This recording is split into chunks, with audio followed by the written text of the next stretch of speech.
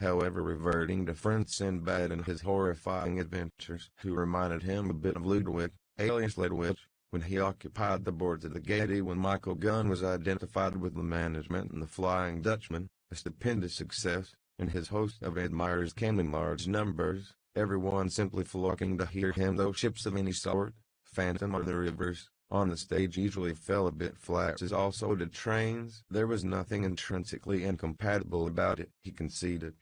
On the contrary, that stab in the back touch was quite in keeping with those Italianos, though candidly he was nonetheless free to admit those Assigrimers and friars in the fish way, not to mention the chip potato variety and so forth over in Little Italy there near the Coombe, were sober, thrifty, hard-working fellows, except perhaps a bit too given to paw-thumping the harmless necessary animal of the feline persuasion of others at night, so as to have a good old succulent tuck-in with garlic de rigueur off him or her next day on the quiet hand, he added, on the cheap. Spaniards, for instance, he continued, passionate temperaments like that, impetuous as old Nick, are given to taking the law into their own hands and give you your quietus double a quick with those poignards they carry in the abdomen. It comes from the great heat, climate generally. My wife is, so to speak, Spanish, half that is. Point of fact, she could actually claim Spanish nationality if she wanted, having been born in, technically, Spain, that is Gibraltar. She has a Spanish type. Quite dark, regular brunette, black. I for one certainly believe climate accounts for character. That's why I asked you if you wrote your poetry in Italian. The temperaments of the dower, Stephen interposed with, were very passionate about 10 shillings. Roberta Rubarubasua. Quite so, Mr. Bloom dittoed. Then, Stephen said, staring and rambling on to himself or some unknown listener somewhere, we have the impetuosity of Dante and the isosceles triangle. Miss Bertinaria he fell in love with in Leonardo and San Tommaso Mastino. It's in the blood, Mr. Bloom acceded at once. All are washed in the blood of the sun. Coincidence, I just happened to be in the Kildare Street Museum 890 today, shortly prior to our meeting if I can so call it, and I was just looking at those antique statues there. The splendid proportions of hips, bosom. You simply don't knock against those kind of women here. An exception here and there. Handsome, yes, pretty in the way you find, but what I'm talking about is the female form. Besides, they have so little taste in dress, most of them, which greatly enhances a woman's natural beauty, no matter what you say. Rumpled stockings, it may be, possibly is, a foible of mine, but still it's the thing I simply hate to see. Interest, however, was starting to flag somewhat all around, and then the others got on to talking about accidents at sea, ships lost in a fog, good collisions with icebergs, all that sort of thing. Chapeau, of course, had his own say to say. He had doubled the Cape a few odd times and weathered a monsoon, a kind of wind, in the China Seas, and through all those perils of the deep there was one thing, he declared, stood to him, or words to that effect, a pious medal he had that saved him. So then after that they drifted on to the wreck off Don's Rock, wreck of that ill-fated Norwegian bark. Nobody could think of her name for the moment till the Jarvey, who had really quite a look of Henry Campbell, remembered it hung on Booterstown Strand. That was the talk of the town that year. Albert William Quill wrote a fine piece of original verse of 910 distinctive merit on the topic for the Irish Times, breakers running over her and crowds on the shore and commotion petrified with horror. And someone said something about the case of the S. Lady Cairns at Swansea run into by the Mona, which was on an opposite tack on rather muggyish weather and lost with all hands on deck. And way it was given. Her master, the Mona's, said he was afraid his collision bulkhead would give way. She had no water, it appears, in her hold. At this stage an incident happened. It having become necessary for him to unfurl a reef, the sailor vacated sea. "Let me cross your bows, mate," he said to his neighbor, who was just gently dropping off into a peaceful doze. He made tracks heavily, slowly, with a dumpy sort of gait to the door, stepped heavily down the one step there was out of the shelter and boarded left. While he was in the act of getting his bearings, Mr. Bloom he noticed when he stood up that he had 2 flasks of presumably ship's rum, sticking one out of each pocket for the private consumption of his burning interior. Saw him produce a bottle and uncork it or unscrew it, applying its nose one to his lips, take a good old delectable swig out of it with a gurgling noise. The irrepressible Bloom, he also had a shrewd suspicion that the old stager went out on a maneuver after the counter-attraction in the shape of a female who, however, had disappeared to all intents and purposes, could by straining just perceive him, when duly refreshed by his rum-punching exploit, gaping up at the piers and girders of the loop line rather out of his depth, as of course it was all radically altered since his last visit and greatly improved. Some person or persons invisible directed him to the mail urinal erected by the cleansing committee all over the place for the purpose, but after a brief space of time during which silence reigned supreme, the sailor, evidently giving it a wide berth, eased himself closer at hand, the noise of his bilge water some little time subsequently splashing on the ground where it apparently awoke the horse of the cabrank. A hoof scooped anyway for new foothold after sleep, and harness jingled. Slightly disturbed in his center box by the brazier of Liv Cope, the watcher of the corporation stones, who, though now broken down and fast breaking up, was none other in stern reality than the gunling aforesaid, now practically on the parish rates, given the temporary job by Pat Tobin, in all human probability from dictates of humanity, knowing him before, shifted about and shuffled in his box before composing his limbs again into the arms of Morpheus, a truly amazing piece of hard lines in its most virulent form on a fellow most respectably connected and familiarized with decent home comforts all his life, who came in for a cool £100 a year at one time, which of course the doubly barreled ass proceeded to make general ducks and drakes off. And there he was at the end of his tether, after having often painted the town tolerably pink without a big or a stiver.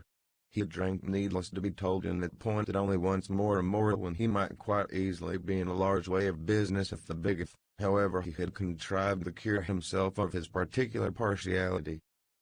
All meantime were loudly lamenting the falling off in Irish shipping, coastwise and foreign as well, which was all part and parcel of the same thing. A Palgrave Murphy boat was put off the ways at Alexandria Basin, the only launch that year. Right enough, the harbours were there only no ships ever called. There were wrecks and wreckers, the keeper said, who was evidently au fait. What he wanted to ascertain was why that ship ran bang against the only rock in Galway Bay when the Galway harbour scheme was mooted by Mr. Worthington or some name like that, eh? Asked the then captain. He advised him how much palm oil the British government gave him for that day's work, Captain John Lever of the Lever Line. Am I right, skipper? He queried of the sailor, now returning after his private potation and the rest of his exertions. That worthy, picking up the scent of the fag into the song or words, growled in old music but with great vim some kind of chanty or other in seconds or thirds. Mr. Bloom's sharp ears heard him expectorate the plug probably, which it was, so that he must have lodged it for the time being in his fist while he did the drinking and making water jobs, and found it a bit sour after the liquid fire in question. Anyhow, he rolled after his successful libation computation, introducing an atmosphere of drink into the soiree, boisterously trolling, like a veritable son of a Sikh. The biscuits was as hard as brass, and the beef as salt as Lot's wife's ours. Oh, Johnny Lever? Johnny Lever, oh? After which effusion the redoubtable specimen duly arrived on the scene, and regaining his seat he sank rather than sat heavily on the form provided. And the goat, assuming he was here, evidently with an axe to grind, was airing his grievances in a forcible feeble philippic anent the natural resources of Ireland or something of that sort, which he described in his lengthy dissertation as the richest country bar none on the face of God's earth, far and away superior to England, with coal in large quantities, 6 million pounds worth of pork exported every year, 10 millions between butter and eggs, and all the riches drained out of it by England, levying taxes on the poor people that paid through the nose always, and gobbling up the best meat in the market and a lot more surplus steam in the same vein. Their conversation accordingly became general, and all agreed that that was a fact. You could grow an immortal thing in Irish soil, he stated, and there was a Colonel ever down there in the van growing tobacco. Where would you find anywhere the like of Irish bacon? But a day of reckoning, he stated crescendo with no uncertain voice, thoroughly monopolizing all the conversation, was in store for mighty England, despite her power of pelf on account of her crimes. There would be a fall, and the greatest fall in history. The Germans and the Japs were going to have their little look in, he affirmed. The Boers were the beginning of the end. Brummagem England was toppling already, and her downfall would be Ireland, her Achilles heel, which he explained to them about the vulnerable point of Achilles, the Greek hero, a point his auditors at once seized as he completely gripped their attention by showing the tendon referred to on his boot. His advice to every Irishman was, stay in the land of your birth and work for Ireland and live for Ireland. Ireland, Parnell said, could not spare a single one of her sons. Silence all round marked the termination of his finale. The impervious navigator heard these lurid tidings, undismayed. Take a bit of doing, boss, retaliated that rough diamond, palpably a bit peeved in response to the foregoing truism. To which cold dish, referring to downfall and so on, the keeper concurred, but nevertheless held to his main view. Who's the best troops in the army? The grizzled old veteran irately interrogated. And the best jumpers and racers? And the best admirals and generals we've got? Tell me that. The Irish, for choice, retorted the cabby like Campbell, facial blemishes apart. That's right, the old tarpaulin corroborated. The Irish Catholic peasant. He's the backbone of our empire. You know Jim Mullins.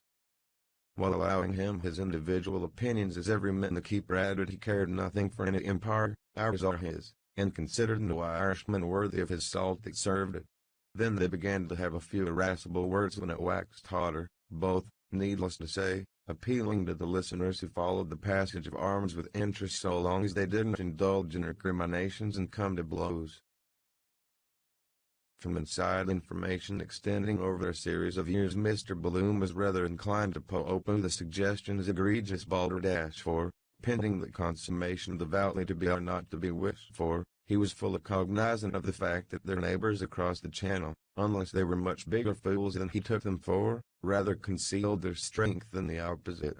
It was quite on a par with the quixotic idea in certain quarters that in 100 million years the coal seam of the sister island would be played out, and if, as time went on, that turned out to be how the cat jumped. All he could personally say on the matter was that as a host of contingencies, equally relevant to the issue, might occur, then it was highly advisable in the interim to try to make the most of both countries even though poles apart. Another little interesting point, the amours of horrors and chummies, to put it in common parlance, reminded him Irish soldiers had as often fought for England as against her, more so, in fact. And now, why? So the scene between the pair of them, the licensee of the place rumored to be or have been Fitzharris, the famous Invincible, and the other, obviously bogus, reminded him forcibly as being on all fours with the confidence trick, supposing, that is, it was prearranged as the looker-on, a student of the human soul if anything, the other seeing least of the game. And as for the lessee or keeper, who probably wasn't the other person at all, he couldn't help feeling, and most properly it was better to give people like that the be unless you were a blithering idiot altogether and refused to have anything to do with them as a golden rule in private life and their felon setting, there always being the off chance of a denouement coming forward and turning Queen's evidence or King's now like Dennis on Peter Carey, an idea he utterly repudiated. Quite apart from that, he disliked those careers of wrongdoing and crime on principle.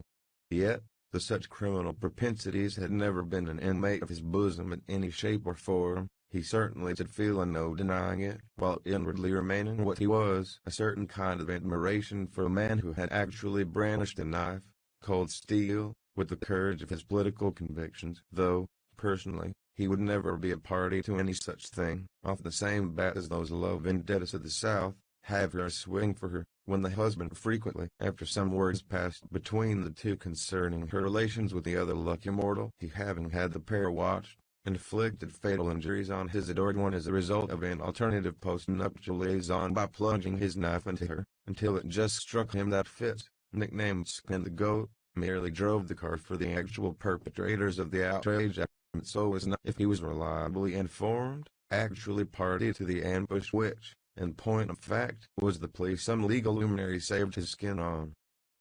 In any case, that was very ancient history by now, and as for our friend, the pseudo-skin, the etc., he had transparently outlived his welcome. He ought to have either died naturally or on the scaffold high. Like actresses, always farewell positively last performance, then come up smiling again. Generous to a fault, of course, temperamental, no economizing or any idea of the sort, always snapping at the bone for the shadow. So similarly he had a very shrewd suspicion that Mr. Johnny Lever got rid of some LSD. In the course of his perambulations round the docks in the congenial atmosphere of the old Ireland tavern, come back to Erin and so on. Then as for the other, he had heard not so long before the same identical lingo as he told Stephen how he simply but effectually silenced the offender. He took umbrage at something or other, that much injured but on the whole of intemperate person declared, I let slip. He called me a gin in a heated fashion offensively. So I, without deviating from plain facts in the least, told him his God, I mean Christ, was a Jew too, and all his family like me, though in reality I am not. That was one for him. A soft answer turns away wrath. He hadn't a word to say for himself, as everyone saw. Am I not right? He turned a long year-long gaze on Stephen of timorous dark pride at the soft impeachment, with a glance also of entreaty, for he seemed to glean in a kind of the way that it wasn't all exactly. Exquibus, Stephen mumbled in a non-committal accent, there too are four eyes conversing, Christmas or Bloom his name is, or after all any other, secundum carnem. Of course, Mr. B proceeded to stipulate, you must look at both sides of the question. It is hard to lay down any hard and fast rules as to right and wrong, but room for improvement all around there certainly is, though every country, they say, our own distressful included, has the government it deserves. But with a little goodwill all round. It's all very fine to boast of mutual superiority, but what about mutual equality? I resent violence and intolerance in any shape or form. It never reaches anything or stops anything. A revolution must come on the due installments plan. It's a patent absurdity on the face of it to hate people because they live around the corner and speak another vernacular, in the next house so to speak. Memorable bloody bridge battle and 7 minutes war, Stephen assented, between Skinner's Alley and Ormond Market. Yes, Mr. Bloom thoroughly agreed, entirely endorsing the remark, that was overwhelmingly right. And the whole world was full of that sort of thing. You just took the words out of my mouth, he said. Her spoke of so conflicting evidence that candidly you couldn't remotely. All those wretched quarrels, in his humble opinion, stirring up bad blood, from some bump of combativeness or gland of some kind, erroneously supposed to be about a punctilio of honor and a flag, were very largely a question of the money question, which was at the back of everything, greed and jealousy, people never knowing when to stop. They accuse, remarked he audibly. He turned away from the others, who probably and spoke nearer to, so as the others in case they Jews, he softly imparted in an aside in Stephen's ear, are accused of ruining. Not a vestige of truth in it, I can safely say. History, would you be surprised to learn, proves up to the hilt Spain decayed when the Inquisition hounded the Jews out, and England prospered when Cromwell, an uncommonly able ruffian who in other respects has much to answer for, imported them. Why? Because they're imbued with the proper spirit. They're practical and are proved to be so. I don't want to indulge in any because you know the standard works on the subject and the orthodox as you are. But in the economic, not touching religion, domain the priest spells poverty. Spain again, you saw in the war, compared with go-ahead America. Turks. It's in the dogma. Because if they didn't believe they'd go straight to heaven when they die, they'd try to live better, at least so I think. That's the juggle on which the P.P.'s raise the wind on false pretenses. I'm, he resumed with dramatic force, as good an Irishman as that rude person I told you about at the outset, and I want to see everyone, concluded he, all creeds and classes pro rata having a comfortable tight-sized income, and a niggard fashion either, something in the neighborhood of £300 per annum. That's the vilest shake, and it's feasible and would be provocative of friendlier intercourse between man and man. At least that's my idea for what it's worth. I call that patriotism. You're a patriot, as we learned this mattering of in our classical days and alma mater, Vita Bene. Where you can live well, the sense is, if you work.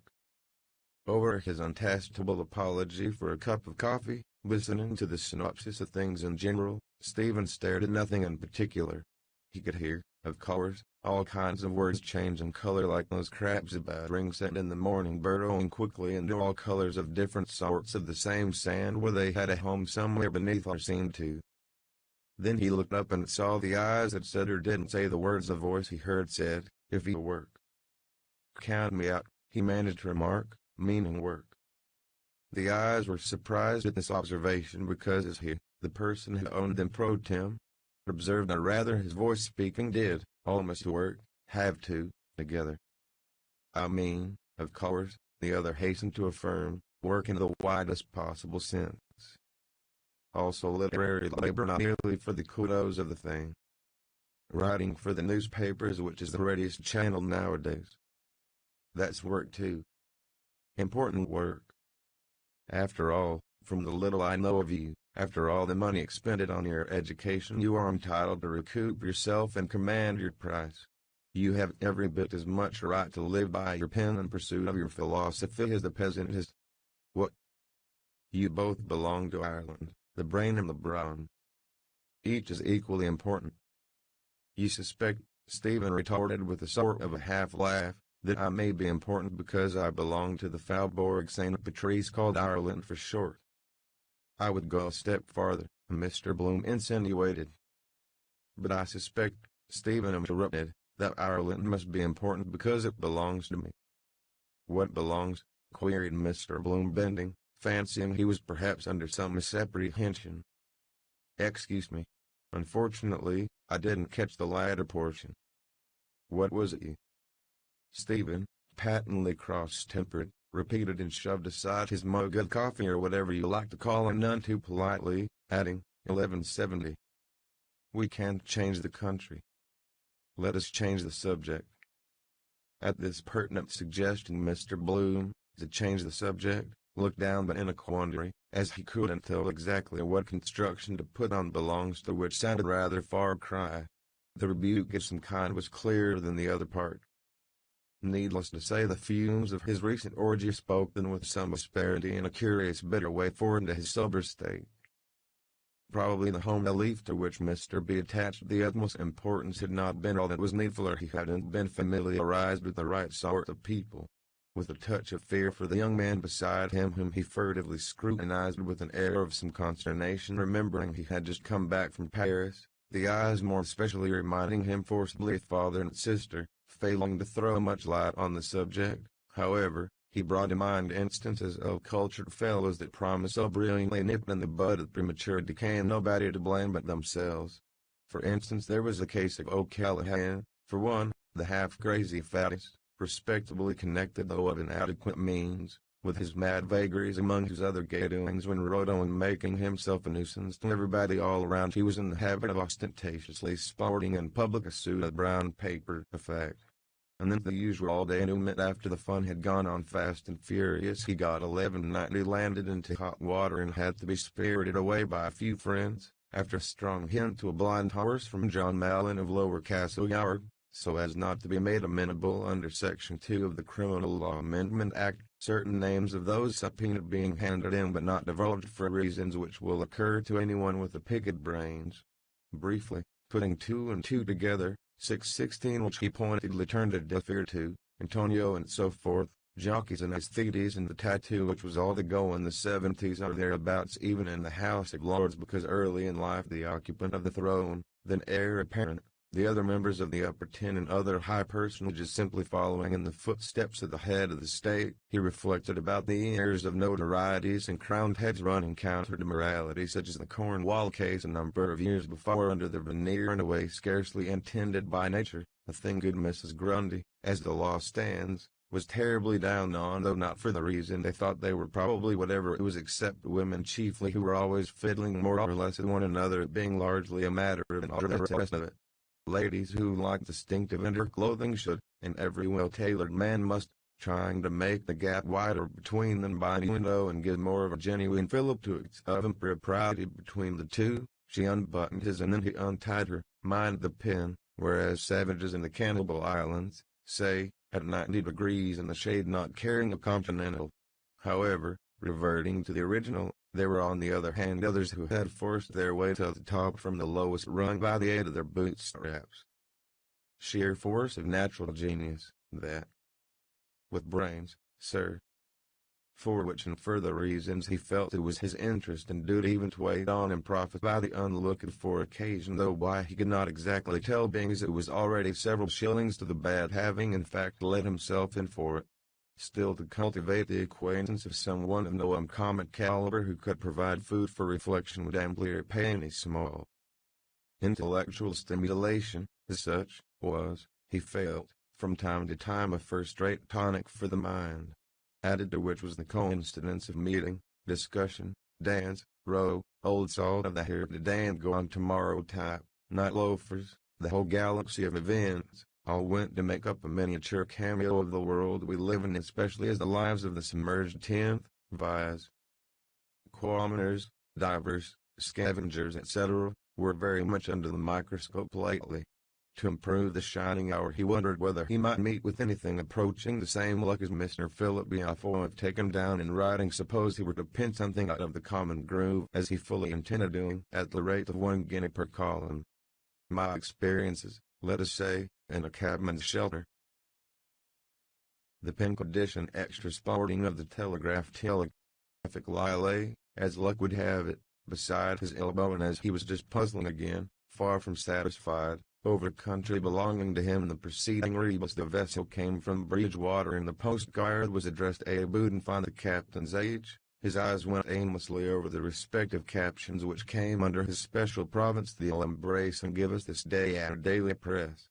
First he got a bit of a start, but it turned out to be only something about somebody named H. Du Bois, agent for typewriters or something like that. Great battle, Tokyo. Love making an Irish, £200 damages. Gordon Bennett. Immigration swindle. Letter from His Grace William. Ascot meeting, the Gold Cup. Victory of outsider throwaway recalls Derby. A single quote 92 when Captain Marshall's dark horse Sir Hugo captured the Blue Rye Band at long odds. New York disaster. 1,000 lives lost. Foot and mouth. Funeral of the late Mr. Patrick Dignam. So to change the subject, he read about the Dignam R.I.P., which, he reflected, was anything but a gay send-off. Or a change of address anyway. This morning, Hines put it in, of course. The remains of the late Mr. Patrick Dignam were removed from his residence, No. 9 Newbridge Avenue, Sandymount, for interment and last Nevin. The deceased gentleman was a most popular and genial personality in city life, and his demise after a brief illness came as a great shock to citizens of all classes, by whom he is deeply regretted. The obsequies, at which many friends of the deceased were present, were carried out. Certainly Hines wrote it with a nudge from Corney, by Messrs. H. J. O'Neill and Son, 164 North Strand Road. The mourners included, Pat Dignam, son, Bernard Corrigan, brother-in-law, no. Henry Minton, Soul, Martin Cunningham, John Power. He atoned for 1/8 the Dora must be where he called monks the day father about Keys's ad, Thomas Kernan, Simon Dedalus, Stephen Dedalus B. 4. Edward J. Lambert, Cornelius T. Kelleher, Joseph M. C. Hines, L. Boom, C. P. M. Coy, M. Montosh, and several others.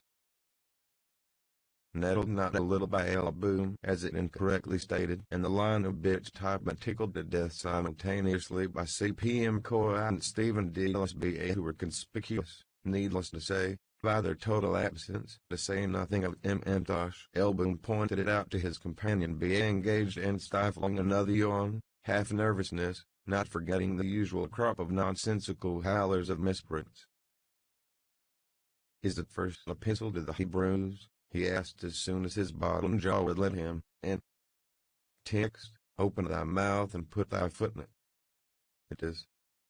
"Really," Mr. Bloom said, though first he fancied he alluded to the Archbishop till he added about foot and mouth with which there could be no possible connection, overjoyed to set his mind at rest and a bit flabbergasted at Miles Crawford's after all managing to there. While the other was reading it on page 2, Boom, to give him for the nonce his new misnomer, whiled away a few odd leisure moments and fits, and it starts with the account of the third event at Ascot on page 3, his side. Value 1,000 soves with 3,000 soves in specie added. For entire colts and fillies. Mr. F. Alexander's throwaway, B. H. By right away, 5 years. 9 Saint £4, W. Lane 1, Lord Howard the Walden Zinfandel M. Cannon Z, Mr. W. Bases Scepter 3. Betting 5-4 on Zinfandel, 20-1 throwaway off. Scepter shade heavier, 5-4 on Zinfandel, 20-1 throwaway off. Throwaway and Zinfandel still close order. It was anybody's race, then the rank outsider drew to the fore, and got long led, beating Lord Howard the Walden's Chestnut Colt and Mr. W. Base's Bay Filly Scepter on a 2 1/2 mile course. Winner trained by Brim, so that Linehan's version of the business was all pure bunkum. Secured the verdict cleverly by length. 1,000 soves with 3,000 in specie. Also ran, J.D. Bremen's French horse Bantam Lines was anxiously inquiring after nothing yet, but expected any minute, maximum 2. Different ways of bringing off a coup. Love-making damages. Though that half-baked Lines ran off at the tangent in his impetuosity to get left. Of course gambling eminently lent itself to that sort of thing, though as the event turned out the poor fool hadn't much reason to congratulate himself on his pick, the forlorn hope. Guesswork had reduced itself to eventually. There was every indication they would arrive at that, Bloom said. Who? The other, whose hand by the way was hurt, said. One morning you would open the paper, the cabman affirmed, and read, Return of Parnell. He bit them what they liked. A Dublin Fusilier was in that shelter one night and said he saw him in South Africa. Pride it was killed him. He ought to have done away with himself or lain low for a time after committee room no 15 until he was his old self again with no one to point a finger at him. Then they would all demand have gone down their barrels to him to come back when he had recovered his senses. Dead he wasn't. Simply absconded somewhere. The coffin brought over was full of stones. He changed his name to Dewett, the board general. He made a mistake to fight the priest. And so forth and so on. All the same, Bloom, properly so dubbed, was rather surprised at their memories, for in 9 cases out of 10 it was a case of Tartars, and not singly but in their thousands in incomplete oblivion, because it was 20-odd years. Highly unlikely, of course, there was even a shadow of truth in the stones, and, even supposing, he thought a return highly inadvisable, all things considered. Something evidently riled them in his death. Either he petered out too tamely of acute pneumonia just when his various different political arrangements were nearing completion, or whether it transpired he owed his death to his having neglected to change his boots and clothes after wedding when a cold resulted in failing to consult a specialist, he being confined to his room till he eventually died amid widespread regret before a fortnight was at an end, or quite possibly they were distressed to find the job was taken out of their hands. Of course, nobody being acquainted with his movements even before, there was absolutely no clue as to his whereabouts, which were decidedly of the Alice, where art thou, or even prior to his starting to go under several aliases such as Fox and Stewart, so the remark emanated from friend Cabby might be within the bounds of possibility. Naturally then it would prey on his mind as a born leader of men, which undoubtedly he was in a commanding figure, a 6-footer, or at any rate 5 feet 10 or 11 in his stocking feet, whereas Mr. So-and-so, though there weren't even a patch on the former man, ruled the roost after their redeeming features were very few and far between. It certainly pointed a moral, the idol with feet of clay, and then 72 of his trusty henchmen rounding on him with mutual mudslinging, and the identical same with murderers. You had to come back. That haunting sense kinda drew you. To show the understudy in the title role how to. He saw him once on the auspicious occasion when it broke up the type in the insuppressible, or was at United Ireland, a privilege he appreciated, and, in point of fact, handed him his silk hat when it was knocked off, and he said thank you, excited as he undoubtedly was under his frigid exterior, notwithstanding the little misadventure mentioned between the cup and the lip. What's bred in the bone? Still his regards return. You were a lucky dog if they didn't say the terrier at you directly you got back. Then a lot of shilly-shally usually followed, Tom, for and Dick and Harry against. And then, number one, you came up against the man in possession and had to produce your credentials like the claimant in the Tichborne case, Roger Charles Tichborne. Bella was the boat's name to the best of his recollection. The air, went down in as the evidence went to show, and there was a tattoo marked to in Indian ink. Laura Bellew was it, as he might very easily have picked up the details from some pal on board ship, and then, when got up to tally with the description given, introduced himself with, "Excuse me, my name is so and so," or some such commonplace remark. In more prudent colors, as Bloom said, is not over-effusive. In fact, like the distinguished personage under discussion beside him, would have been to sound the lie of the land first. That bitch, that English whore, did for him, the shebeen proprietor commented. She put the first nail in his coffin. Fine lump of a woman all the same, the sordest town clerk Henry Campbell remarked, and plenty of her. She loosened many a man's thighs. I seen her picture in a barber's. The husband was a captain or an officer. Ah, Skinnagoat amusingly added, he was in a cotton ball one. This gratuitous contribution of a humorous character occasioned a fair amount of laughter among his entourage. As regards Bloom, he, without the faintest suspicion of a smile, merely gazed in the direction of the door and reflected upon the historic story which had aroused extraordinary interest at the time, when the facts, to make matters worse, were made public with the usual affectionate letters that passed between them full of sweet nothings. First it was strictly platonic till nature intervened and an attachment sprang up between them, till bit by bit matters came to climax and the matter became the talk of the town, till the staggering blow came as a welcome intelligence to not a few evil-disposed, however, who were resolved upon encompassing his downfall, though the thing was public property all along, though not to anything like the sensational extent that it subsequently blossomed into.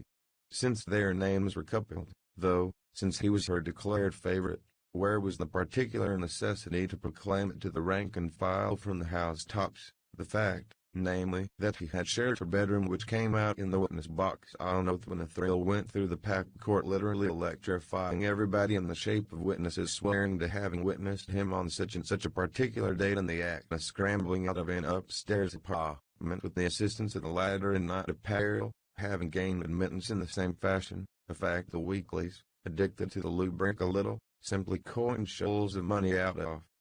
Whereas the simple fact of the case was, it was simply a case of the husband not being up to the scratch, with nothing in common between them beyond the name, and then a real man arriving on the scene, strung to the verge of weakness, falling a victim to her siren charms and forgetting home ties, the usual sequel, to bask in the loved one's smiles.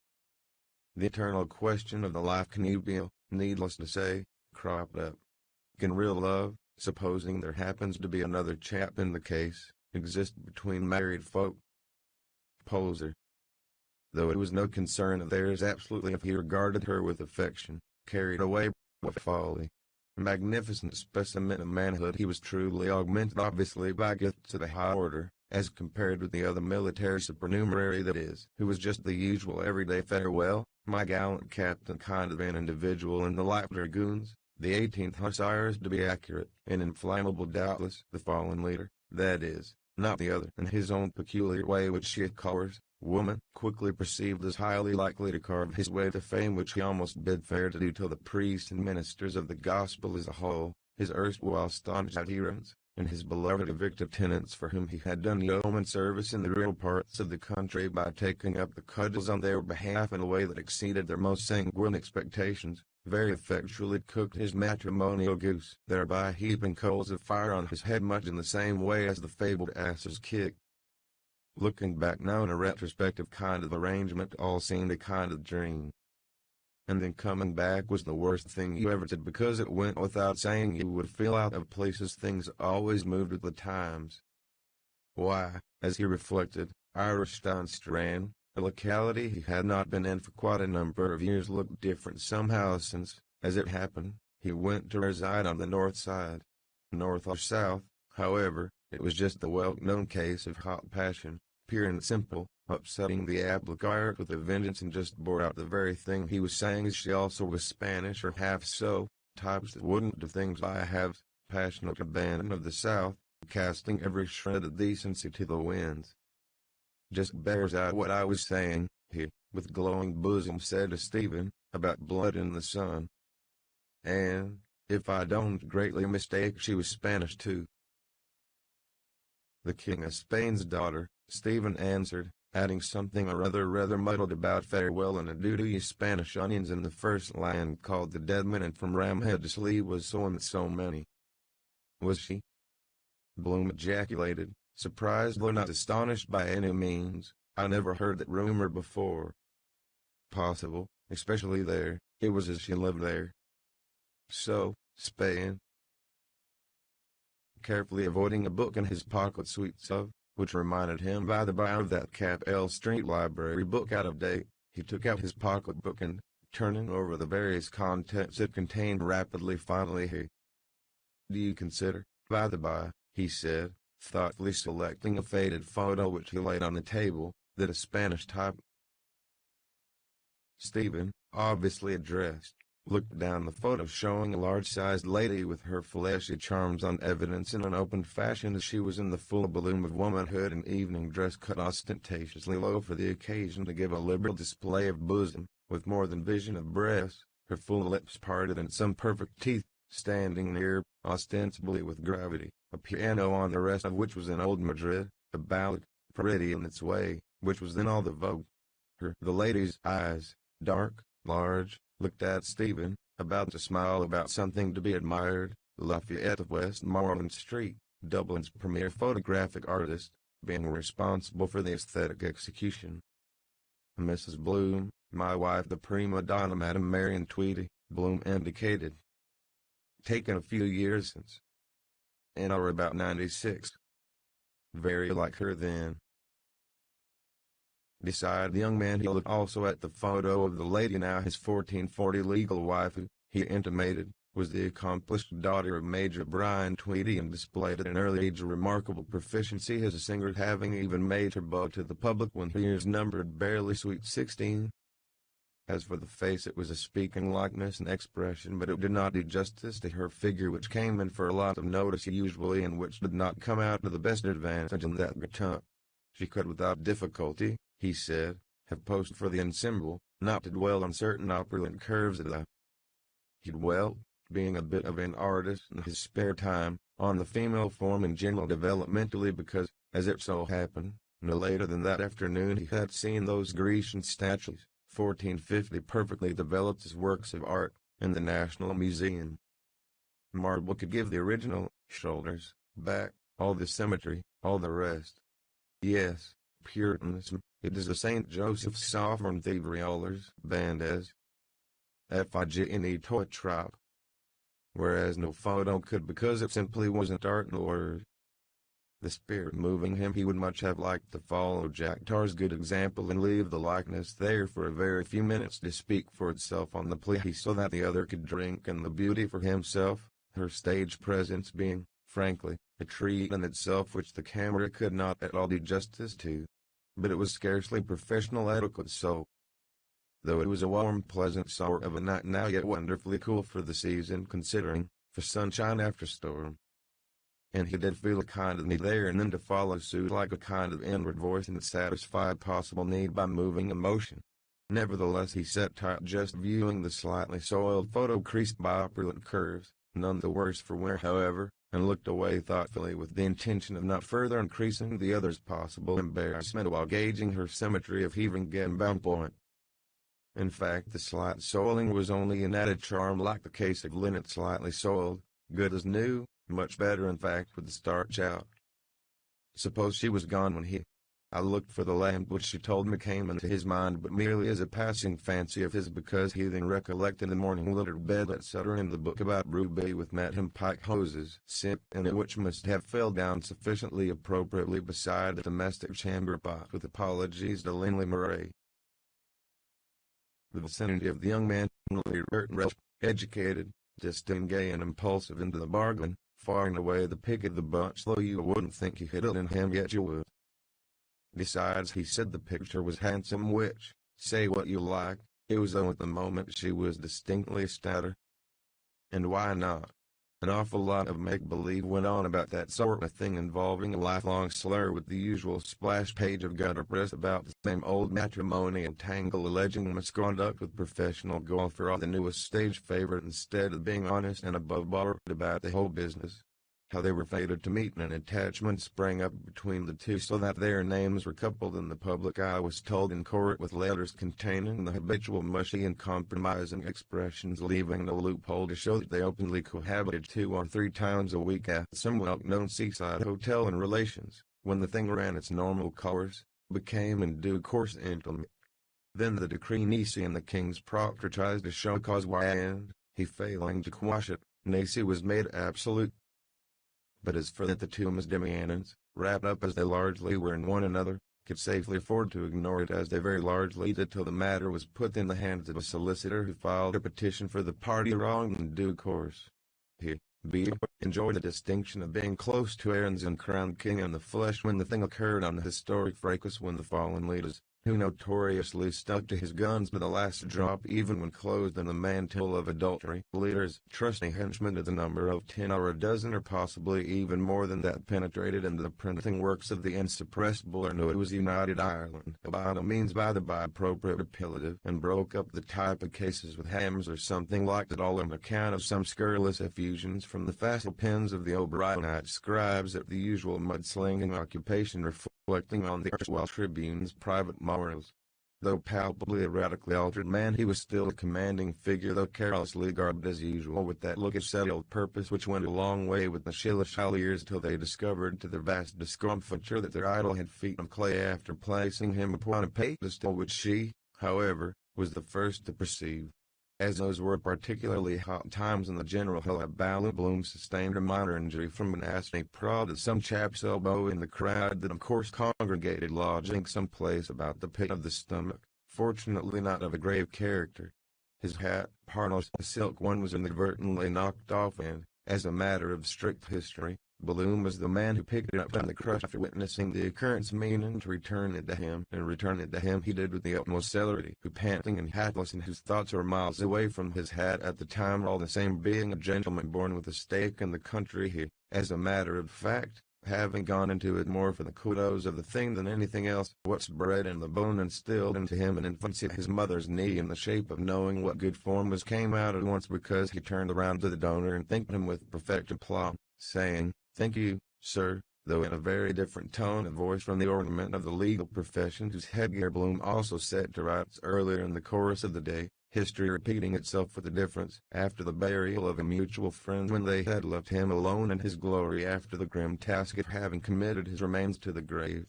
On the other hand, what incensed him more inwardly was the blatant jokes of the cabmen and so on who passed it all off as a jest, laughing 15-30 immoderately, pretending to understand everything, the why and the wherefore, and in reality not knowing their own minds, it being a case for the two parties themselves unless it ensued that the legitimate husband happened to be a party to it, owing to some letter from the usual Boyd Jones, who happened to come across them at the crucial moment in a loving position locked in one another's arms, drawing attention to their illicit proceedings and leading up to a domestic rumpus and the erring fair one begging forgiveness of her lord and master upon her knees and promising to sever the connection and not receive his visits any more if only the aggrieved husband would overlook the matter and let bygones be bygones with tears in her eyes, though possibly with her tongue in her fair cheek at the same time as quite possibly there were several others. He personally, being of a sceptical bias, believed and didn't make the smallest bones about saying so. Either that man or men in the plural were always hanging around on the waiting list about the lady, even supposing she was the best wife in the world and they got on fairly well together for the sake of argument, when, neglecting her duties, She chose to be tired of wedded life and was on for a little flutter and polite debauchery to press their attentions on her with improper intent, the upshot being that her affections centered on another, the cause of many liaisons between still attractive married women getting on for fair and 40 and younger men, no doubt as several famous cases of feminine infatuation proved up to the hilt. It was 1,000 pities yellow, blessed with an allowance of brains as his neighbor obviously was, should waste his valuable time with profligate women who might present him with a nice dose to last him his lifetime. In the nature of single blessedness he would one day take unto himself a wife when Miss Right came on the scene, but in the interim ladies' society was a conditio sine qua non, though he had the gravest possible doubts. Not that he wanted in the smallest to pump Stephen about Miss Ferguson, who was very possibly the particular lodestar who brought him down to Irishtown so early in the morning, as to whether he would find much satisfaction basking in the boy and girl courtship idea in the company of smirking misses without a penny to their names by or weekly with the orthodox preliminary canter of compliment playing and walking out leading up to formed lovers' ways and flowers and chops. To think of him housing homeless, rooked by some landlady worse than any stepmother, was really too bad at his age. The queer suddenly things he popped out with attracted the older man who was several years the other's senior or like his father, but something substantial he certainly ought to eat even were it only an egg flip made on unadulterated maternal nutriment or, failing that, the homely Humpty Dumpty boiled. "What o'clock did you dine?" he questioned of the slim form and tired though unwrinkled face. "Sometime yesterday," Stephen said. "Yesterday," exclaimed Balloon till he remembered it was already tomorrow Friday. "Ah, you mean it's after 12. "The day before yesterday," Stephen said, improving on himself. Literally astounded at this piece of intelligence, Bloom reflected. Though they didn't see eye to eye in everything, a certain analogy there somehow was, as if both their minds were traveling, so to speak, in the one train of thought. At his age, when dabbling in politics roughly some score of years previously, when he had been a quasi-aspirant to parliamentary honors in the Buckshot Foster days, he too recollected in retrospect, which was a source of keen satisfaction in itself, he had a sneaking regard for those same ultra-ideas. For instance, when the evictive tenants question, then at its first inception, bullocked largely in people's mind, though, it goes without saying, not contributing a copper opinion his faith absolutely to its dictums, some of which wouldn't exactly hold water, he at the outset in principle at all events was in thorough sympathy with peasant possession as voicing the trend of modern opinion, a partiality, however, which, realizing his mistake, he was subsequently partially cured of, and even was twitted with going a step farther than my cultivate in the striking views he at one time inculcated as a Backwathlander, which was one reason he strongly resented the innuendo put upon him and so barefaced a fashion by a friend at the gathering of the clans in Barney Kieran, so that he, though often considerably misunderstood in the least pugnacious of mortals, be it repeated, departed from his customary habit to give him, metaphorically, one in the gizzard, though, so far as politics themselves were concerned, he was only too conscious of the casualties invariably resulting from propaganda and displays of mutual animosity and the misery and suffering it entailed as a foregone conclusion on fine young fellows, chiefly, destruction of the fittest, in a word. Anyhow, upon weighing up the pros and cons, getting on for one, as it was high time to be retiring for the night. The crux was it was a bit risky to bring him home, as eventualities might possibly ensue, somebody having a temper of her own sometimes, and spoil the hash altogether, as on the night he misguidedly brought home a dog, breed unknown, with a lame paw. Not that the cases were either identical or the reverse, though he had hurt his hand to Ontario Terrace, as he very distinctly remembered, having been there, so to speak. On the other hand, it was altogether far and away too late for the Sandy Mount or Sandy Cove suggestion, so that he was in some perplexity as to which of the two alternatives. Everything pointed to the fact that it behoved him to avail himself to the full of the opportunity, all things considered. His initial impression was he was a shade standoffish or not over effusive, but it grew on him some way. For one thing, he mightn't what you call jump at the idea, if approached. And what mostly worried him was he didn't know how to lead up to it or word it exactly, supposing he did entertain the proposal, as it would afford him very great personal pleasure if he would allow him to help to put coin in his way or some wardrobe, if found suitable. At all events he wound up by concluding, issuing for the non-hidebound precedent, a cup of Ips's cocoa and a shakedown for the night, plus the use of a rug or two and overcoat doubled into a pillow. At least he would be in safe hands and as warm as a toast on a trivet. He failed to perceive any very vast amount of harmony, that always with the proviso no rumpus of any sort was kicked up. A move had to be made because that merry old soul, the grass widow in question, who appeared to be the spot, didn't appear in any particular hurry to wend his way home to his dearly beloved Queenstown, and it was highly likely some Spongers body house of retired beauties where age was no bar off Sheriff Street lower would be the best clue to that equivocal character's whereabouts for a few days to come. Alternately racking their feelings, the mermaids, with six-chamber revolver anecdotes verging on the tropical, calculated to freeze the marrow of anybody's bones, and mailing their large-sized charms between whiles with rough and tumble gusto to the accompaniment of large potations of potheen and the usual blarney about himself. First, who he in reality was, let X equal my right name and address, his Mr. Algebra remarks passing. At the same time he inwardly chuckled over his gentle repartee to the blood-announced champion about his God being a Jew. People could put up with being bitten by a wolf, but what properly riled them was a bite from a sheep. The most vulnerable point, too, of tender Achilles. Your God was a Jew. Because mostly they appeared to imagine he came from Carrick-on-Shannon or somewhere abouts in the county Sligo. I propose, our hero eventually suggested after mature reflection while prudently pocketing her photo, as it's rather stuffy here, you just come home with me and talk things over. My diggings are quite close in the vicinity. You can't drink that stuff. Do you like cocoa? Wait. I'll just pay this lot. The best plan clearly being to clear out, the remainder being plain sailing, he beckoned, while prudently pocketing the photo, to the keeper of the shanty, who didn't seem to. Yes, that's the best, he assured Stephen. To him, for the matter of that brazen head or him or anywhere else, was all more or less.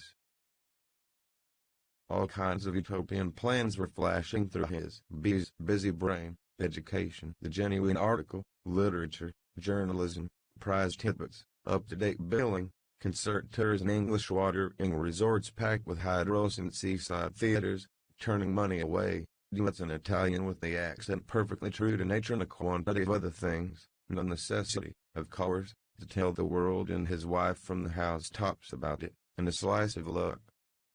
An opening was always wanted.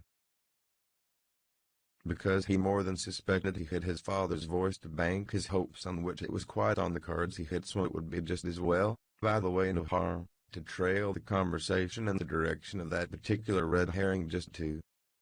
The cabbie read out of the paper he had got hold of that the former Viceroy, Earl Cadogan, had presided at the Cab Drivers Association dinner in London somewhere. Silence with a yawn or two accompanied this thrilling announcement,